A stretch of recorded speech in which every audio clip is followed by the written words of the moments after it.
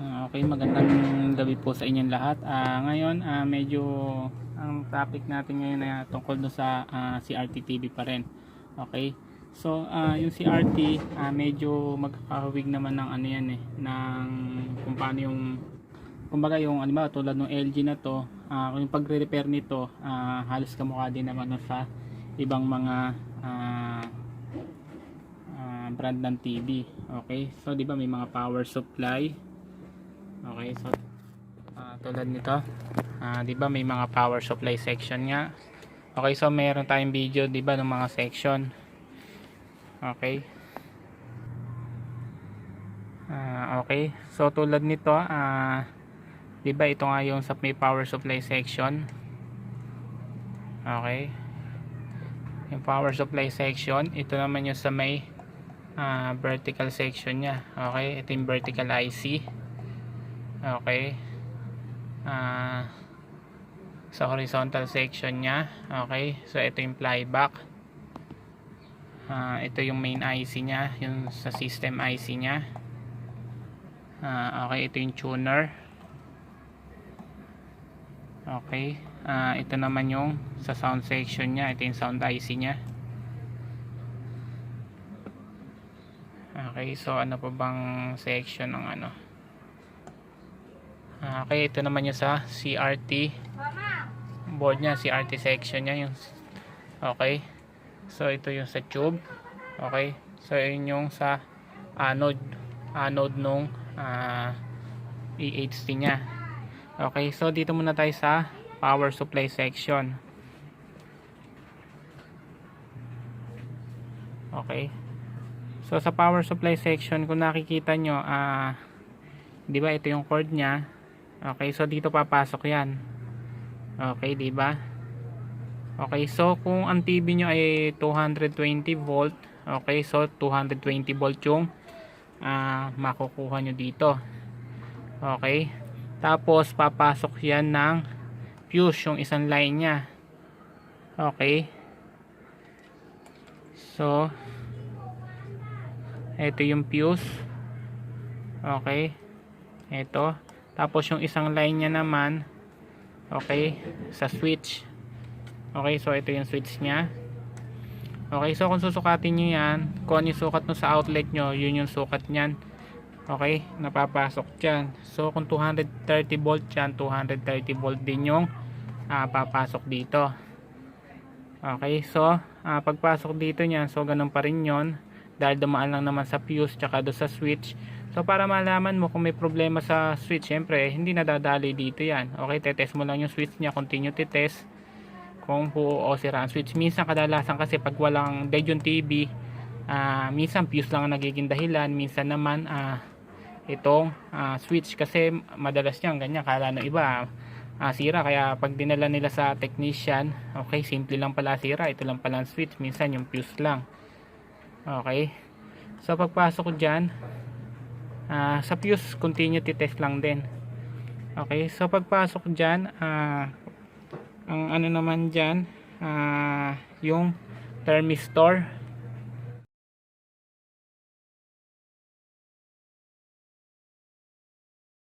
Okay, so ito yung thermistor, yung sign na to. Okay, yan, nakikita nyo na yan. Okay, pagdaan niya yung thermistor na tinatawag, or yung varistor. Tapos ito capacitor yan. Okay,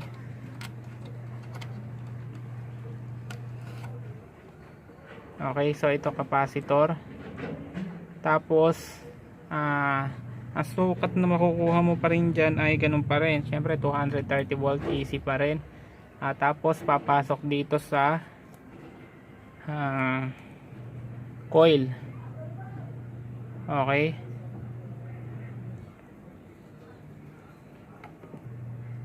okay, papasok dito sa coil. Ito yung coil. Okay, so yan, tetest nyo lang din to, continue test lang din tong coil na to. Kailangan may continuity to, tapos may continuity to. Okay, minsan nasisira din yan.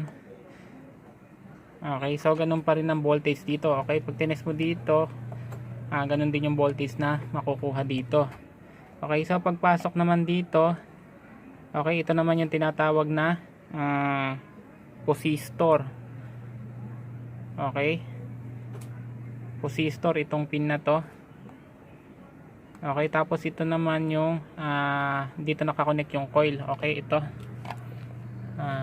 Okay, so ayun. Okay, dito nakakonect yon. Okay, so ito yung resistor. Okay, so ang voltage na makukuha dito, sinukat mo to, tsaka ito, at least makakakuha ka mga 230 volt. Okay, dito naman mga 17 volt. Tapos mga 191 volt naman dito sa dalawa na to. Okay, AC pa rin tong mga to. Okay.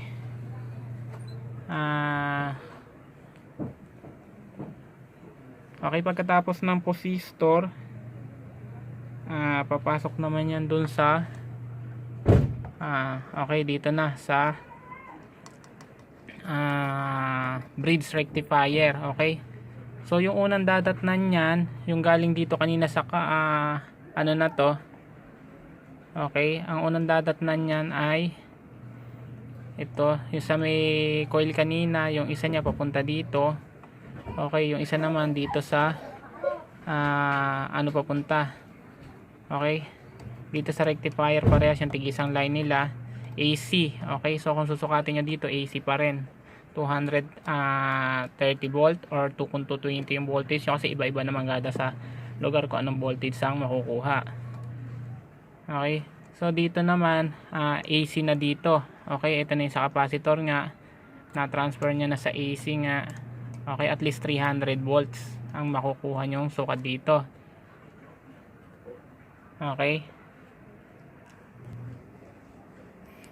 Okay, so dito sa ano na to, kung makikita nyo, ito, meron dito ang 5 watt na resistor. Okay. Dito may 5 watt na resistor, connected din dito yan sa AC pa rin to. Okay, so pag na-open to, ang mangyayari dito, dead din yung TV nyo. Okay. Pagka ito ang nasira din itong ano na to, 5 watt na resistor to. Okay, so pagka dito naman, pagdating dito, okay, ito papunta sa itong isang linya, pupunta na dito sa transformer, dito sa chopper mo. Tapos itong isa mapupunta na sa ground to. Okay, dito sa primary nya. Okay, so dito ka magkakabit ng test lead mo pag magvo-voltage reading ka dito sa power supply na to. Okay, dito sa primary, dito sa negative lead. Okay, so dito yung coil na to, so yung coil nito connected dito sa isang pin ng ano na yan, ng chopper. Kaya pagpunta dito nyan, okay, sa mga IC or yung STR na tinatawag, o kaya minsan transistor yung nakalagay dito,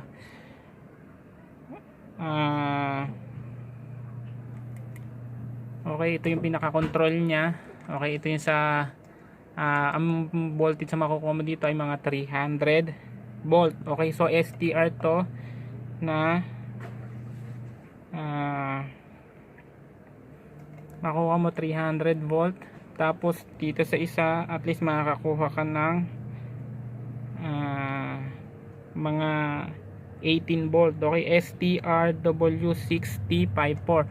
Okay, so pagka itong STR na to sira, okay, ang mga dahilan kaya kung bakit ang mga fuse, okay, yung fuse or yung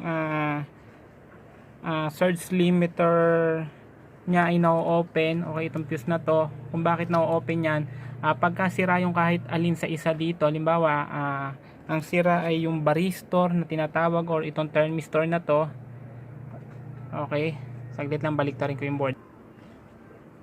Okay, so ayan, ito yung varistor na tinatawag. Okay, pag yan ang sira, kahit alin dito sa ito, yung varistor na to, itong capacitor na to, tapos itong resistor na to, ay hindi to, ito basta nasira to, dead yung TV. Okay, pero ito, tapos yung capacitor, Tapos itong posistor, tsaka ito yung bridge rectifier, tsaka itong control IC yung nakadikit dito sa heatsink. Okay, minsan transistor to, basta ito nasira, asahan nyo yung fuse nyo or yung surge limiter nyo ay mau-open. Okay, so yan ang dahilan kung bakit nasisira yung mga fuse. Basta merong sira sa mga yan. Okay, dito, ito, tsaka ito, tsaka ito, tsaka itong posistor na to, asahan nyo masisira yon yung fuse. Okay, so yun yung doon sa may primary power supply nyo.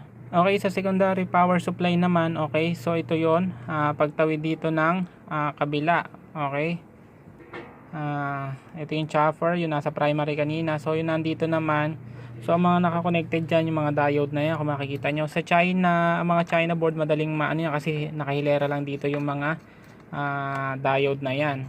Kaya alam mo yung para sa B+, yung sa unang-una yan, sa B+, sa vertical section, doon sa regulator, or doon sa yun yung supply no sa memory IC, sa may system IC. Tapos yung sa sound IC, yung sa mga China board. Okay, pero yung dito hiwa-hiwalay siya.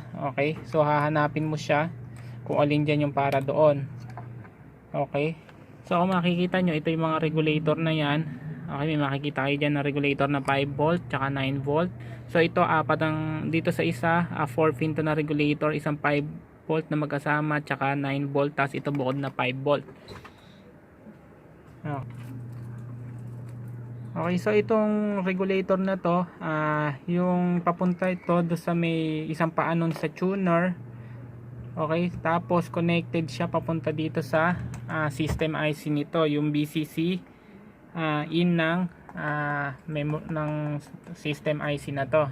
Okay, tapos ito naman yung KIA78 regulator din to. Okay, ito yung nagbibigay ng supply naman dito sa 5 volt regulator na to. Okay. Okay, so tingnan nyo mabuti yung babaliktarin ko ulit yung board. Okay. So ito yung mga capacitor. Okay, yung mga capacitor na sa secondary supply na makikita nyo. Okay, so masyadong mahaba yung kung abutin ng video kasi bala ko sana explain ko sa inyo iba't ibang sira. Tingnan natin kung gaano maabot nung memory nito. Okay, so para mabigyan ko kayo ng idea pagka nakakita kayo ng ganong sira, kung ano yung checkin nyo. Okay, tingnan natin. Okay, baliktarin ko ulit yung board. Okay, ayan, nakabaliktad na ulit yung board. So kung nakikita nyo, ito nga yung chopper kanina. Okay, so ito yung chopper, ito yung primary nga nya, ito yung sa secondary supply. Okay, magmula dito. Okay, so kung titingnan nyo, ito yung B+. Okay, yung iba may label naman. Kung wala, sukatin nyo yung voltage. Kailangan makakakuha kayo at least nasa 100 patas niya, mga 110 kasi normal na supply karaniwan nito. Okay, nung B+. So kung nakikita nyo, itong B+ na to, okay, eto siya connected dito, tapos ito yung diode. Okay, so yung diode na to, dito ka kukuha ng sukat. Okay, hindi mo siya masusukat dito, hindi ka makakakuha ng 110 volt DC dito. Okay, dito ka kukuha sa diode na to. Okay, so kung kanina nandito yung negative probes nyo. Okay, pagka dito na kayo sa secondary supply, kakabit nyo na yung probes nyo dito sa may ground, o kaya do sa may tuner, o kaya do sa mga heatsink. Okay, so karaniwan dito nilalagay yung para matest nyo.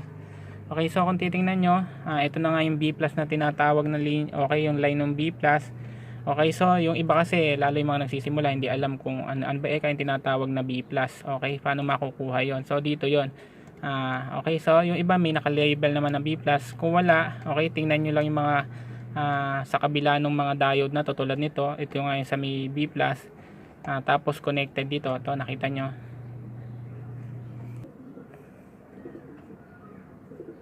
Okay, so ito nakita nyo, connected dito. Ito na yung ano niya. So makakakuha kayo dito mga at least 110 volt. Okay, tapos papunta dito. Okay, dito. Tatawid siya dito. Okay, tapos ito.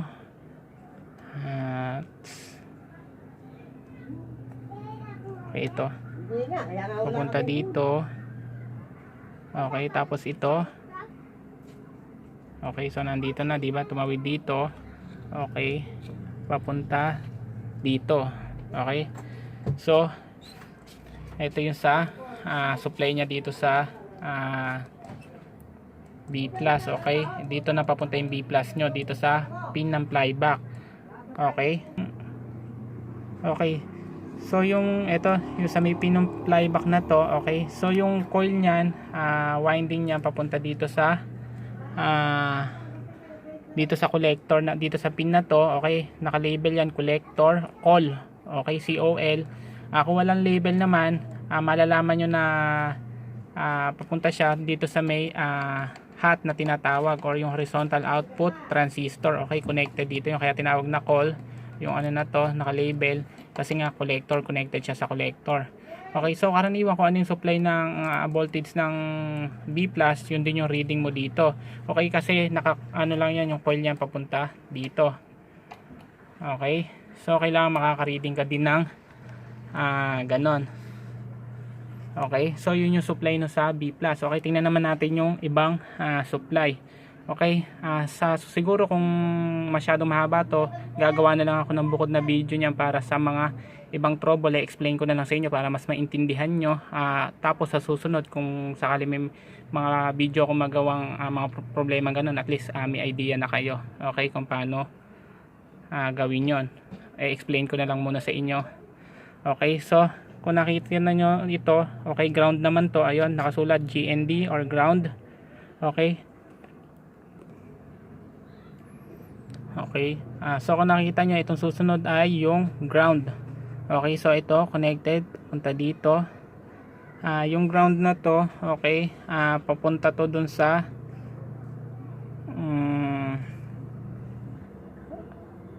okay, yung ground na to, connected din yan dito sa tinatawag na octocoupler. Okay. Okay, ito yung octocoupler. Okay, so ito ground.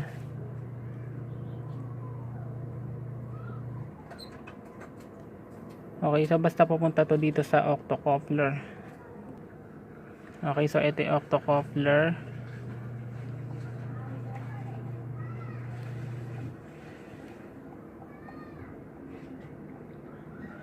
Okay, so minsan medyo mahirap mag ng linya.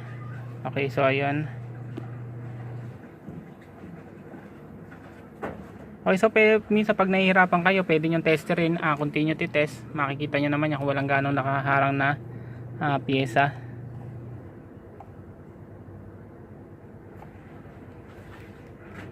Okay, so basta nakadugtong to sa octocoupler. Tapos itong pinakaano nito talaga, dito sa papunta siya dito sa tinatawag na regulator.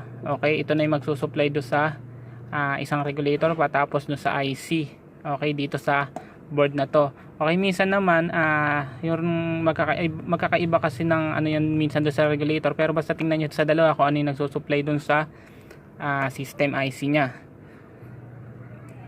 Okay, kaya minsan pag may wala kang supply dito, okay, magkakaroon ka ng problema din. Pwede naka-standby mode yung TV mo. Okay, so tingnan natin 9 volts. Okay, so ito 9 volts papunta dito. Ito na yung isang dulo ng diode, tapos papunta dito. Okay, so dito ka kukuha ng sukat. Okay, tapos pupunta siya dito sa input ng regulator na 9 volts at 5 volts. Okay, so ito yung output nya. So dito sa input nito makakakuha ka ng voltage na at least mga 9 volts or 10 volts. Okay, sa input nito. Tapos yung isang pin nya ground. Minsan tatlo lang yung pin nito, minsan naman tulad nito apat yung pin nito. Okay, karaniwan tatlo lang. Okay, input output tsaka yung input ground tsaka output. Okay, pagka 9 volt regulator lang yung output niya, okay, fairness na 9 na yon. Okay, so dito dalawa yung output niya. Okay, so dalawa yung animong ano niya. So itong input niya pagpasok mo dito 9 or 10 volts. Tapos yung output niya, may makukuha ka mga 9 volts. Okay, ground. Tapos 5 volts yung isa. Tapos itong output niya papunta to dun sa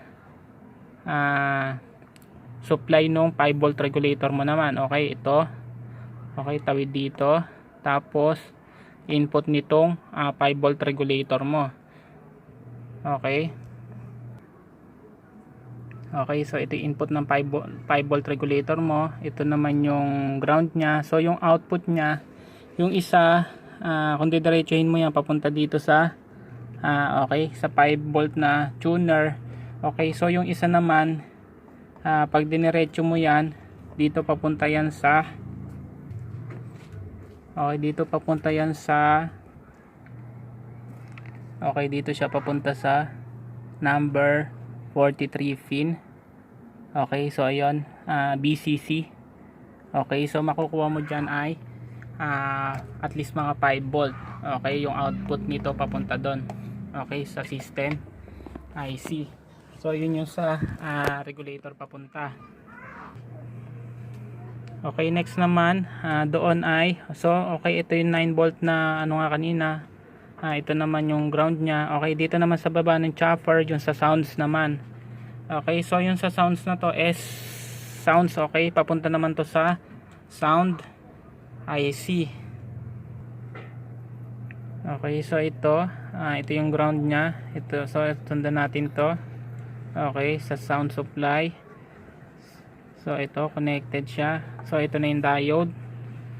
Okay, so ito yung sa paa ng diode. Okay, so ito yung diode nga. So dito ka kukuha ng sukat para sa sound. Okay, so ito yung voltage nito, at least mga makukuha dito 18 or 19 volts. Okay, so kung tutuntunin mo yan, okay, ito siya. Kung tutuntunin mo, okay, tapos jumper. Okay, saglit lang nawala yung linya.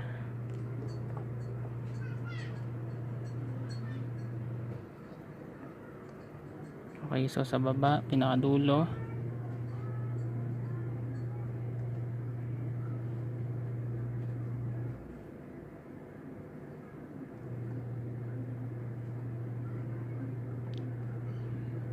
Okay, so dito siya pupunta sa, okay, ito. Okay, ito. Ito, okay. So dun siya papunta.